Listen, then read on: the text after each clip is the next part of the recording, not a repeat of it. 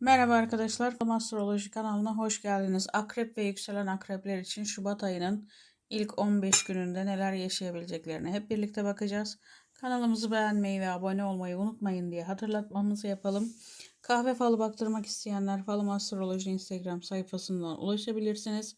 Yıldızname ve tarot bakımı için de Seher Alt-Tarot Dünyası yazarak hem Instagram hem de TikTok sayfasından Seher Hanım'a ulaşabilirsiniz. Yurt dışı ile alakalı bir kısmetiniz, bir de sevindirici haberiniz var arkadaşlar. Ev hanesi ile ilgili yer değişikliği hayali kuranlar için bu dönem biraz hüsran olacak ama sonraki ileriki dönemde bu hayalinizi gerçekleştirebileceksiniz olarak gözüküyor. İsminde M harfi olan bir kişiyle 7 rakamında, yani ayın 7'si tarihinde bir karşılıklı konuşma var ve bir ortak anlaşmaya varacaksınız. İlişki anlamında yaşadığınız bir kişiyle evlilik teklifini de bu tarihte alabilirsiniz arkadaşlar. Geçmişle bugün arasında bir hesaplaşma yapacaksınız. Yani kafanızın içerisinde bir terazide tutacaksınız ve bu konuda hangisi daha iyi ya da iki farklı kişi arasında seçim yapmak gibi bir durumunuz olabilir. Şu an hayatınızdaki olan kişinin size daha faydalı olacağını ve ileriki dönemde daha iyi bir gelecek sağlayacağınızı fark edeceksiniz. İş ve kariyer anlamında seçimler noktası var. Bu dönem iş değişikliği veya işten çıkma konusunda gündeminiz değişebilir. Yeni arayışlar için biraz araya mola vermeniz, birkaç gün sonrasında arayış içerisinde olmanız sizin için faydalı olacaktır. Çünkü duygusal ve fiziksel olarak çok yıprandığınız bu süreci birkaç günde olsa kendinize zaman ayırıp ondan sonra başlatmanız sizin için hayırlı olacaktır. Kısa vade içerisinde iş ve kariyer anlamında biraz kaygılarınız olacak ama sonrasında iki ayrı yerden gelecek olan haberle sıkıntılarınız da ferahlığa kavuşacak. Birincisini değil de ikincisini seçmeniz sizin için daha hayırlı, hatta daha da fazla kazançlı anlamına geliyor. Bazen kötünün iyisini seçmek gibi bir düşünceniz olmuş olabilir. Kısa vadede size sıkıntı verebilir bu durum ama uzun vadede burası, ikinci tercihiniz, sizin için daha olumlu yansımalar verecektir. Etrafınızda dostluk anlamında güvendiğiniz 3 kişiyle ilgili biraz fikriniz değişecek. Yani buradaki kişilere güvenmek yerine aksine bunları hayatınızdan çıkarmak daha avantajlıymış gibi gelebilir. Aile içerisindeki 3 kişi konuşmalar var. Kan bağınızdan olan 2 kişiyle ilgili özellikle bir sıkıntılı durum var veya evlilikler dahilinde ayrılık noktasına gelen bir ilişki olabilir ve siz burada hakemlik görevi göreceksiniz. Her ikisinin de haksız olduğu yerler de var, haklı olduğu yerler de var. Ama siz orta yolu bulmak için hiçbirisine doğru cevabı vermiyorsunuz. Aslında hepsini karşınıza alıp net olarak sen şunu yapmışsın, sen bunu yapmışsın, burada ikinizin de hatası var dediğinizde daha kolay çözümlenebilirken siz kalp kırmamak adına kendinizi de onları da yanıltacaksınız. O yüzden bazen doğruyu söylemek en kestirme yoldur hepimiz için. Bir kişinin ayak bileğiyle ilgili sıkıntısı olacak. O kişinin tedavisi veya bu süreçte yanında olup ona destek olma çabanız olacak. Kısa süre içerisinde iyileşecek, çok uzun bir tedavi süreci olmayacak zaten. Kendinizin rahatsızlanması var.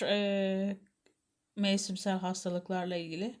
Acaba daha farklısı mı oldum diye düşünüp kaygılanabilirsiniz ama kısa süresi içerisinde iyileşince bunun gerçekleşmediğini de fark edeceksiniz.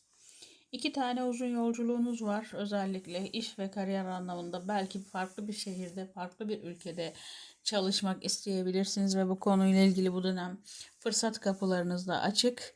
Bunları değerlendirip kendinize yeni bir gelecek de kurabilirsiniz. Bugüne kadar yapmak istediğiniz işler konusunda hep bir engellemelere takıldınız ve bu dönem aslında biraz daha fazla bir performans göstermeniz gerekecek. Yapacağınız işler konusunda pes etmek yerine daha ısrarcı, daha cesur davranarak orayı istediğinizi göstermeniz sizin için daha avantajlı. Yani bu dönem ısrarcılık sizin için iyi anlamda sonuç verecek gösteriyor. Sevineceğiniz bir haber var. Bugüne kadar etrafınızda kendisiyle ilgili problemleri olan bir arkadaşınızın sanki sorunları bitmiş de size vakit ayırabilmiş gibi gözükecek. Aslında kendi içerisinde hala barışık birisi değil ama en azından sizin bu dönem onunla vakit geçirmeniz size iyi gelecek olarak gözüküyor. Biraz onun sorunlarındansa sizin sorunlarınızla uğraşması hoşunuza gidecek gözüküyor. Aile içerisinde iki kişinin tartışması var ve siz arabuluculuk görevi yapmaya çalışıyorsunuz. Ama burada öğrendiğiniz gerçekler sizi yorabilir. Yani bugüne kadar onlar için farklı düşünürken bu söyledikleri cümlelerle aslında hiç onları tanıyamadığınızı, bu taraflarını hiç bilmediğinizi fark edeceksiniz. İnsanların görünmeyen yüzlerini görmek gibi bir durumunuz var bu dönem. İşiniz konusunda, aileniz konusunda, arkadaşlarınız konusunda onların farklı yüzlerini keşfetmek, farklı yönlerini görmek sizi hem şaşırtacak hem öfkelendirecek aslında. Ben bugüne kadar bu insanları tanımıyor muydum sorusunu kendinize soracaksınız. Burada asıl kızdığınız nokta sizin ön sezilerinizin kuvvetli olmayıp ya da bunlarla ilgili farklı yanılsamalara maruz kaldığınız için kendinize öfkeniz. Ben hiç mi insan tanımıyorum diyebilirsiniz. Ama insanlar zaten her şeyini göstermezler arkadaşlar. Siz de bu şekilde göstermiyorsunuz. Siz şeffaf olmayı tercih ettiğiniz için insanları da kendiniz gibi zannediyorsunuz ve bu yüzden asıl kalp kırıklığınız, kendinize olan öfkeniz bu yüzden kaynaklanıyor. Bu dönem kendinize olan öfkeniz biraz fazlalaşacak. O yüzden elinizden geldiğince sakin kalmayı, kendi içinizdeki dengenizi kurmaya çalışmalısınız özellikle. Biraz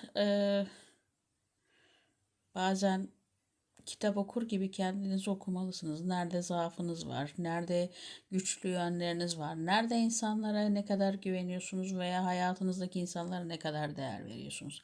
Aslında kendinizi bir teraziye koyup tartmanız gerekiyor. Kendi zaaflarınızı insanların daha çabuk neden bulduğunu da fark etmeniz gerekiyor.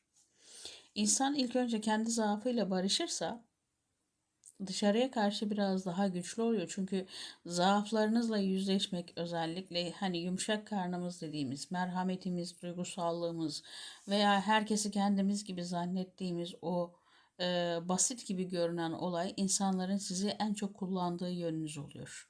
O yüzden burayı güçlendirmek sizin bu dönem aslında hem kalben hem de mantıken güç kazanmanıza da vesile olacak. Burada bir nevi kendi aynanıza bakmış olacaksınız ve bununla birlikte de yeni başlayacağınız işte, yeni başlayacağınız sektörde insanların farklı yönlerini de görüp kendinize yeni bir yol çizeceksiniz.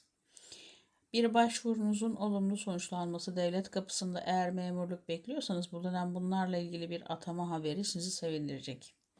Mahkemelik bir olayı olan bir akrep burcunun bu dönem ikinci bir uzatma, bazı şeyler konusunda önüne engeller çıkmış gibi gözükebilir ama sonrası süreçte biteceğini de haberini alacaksınız.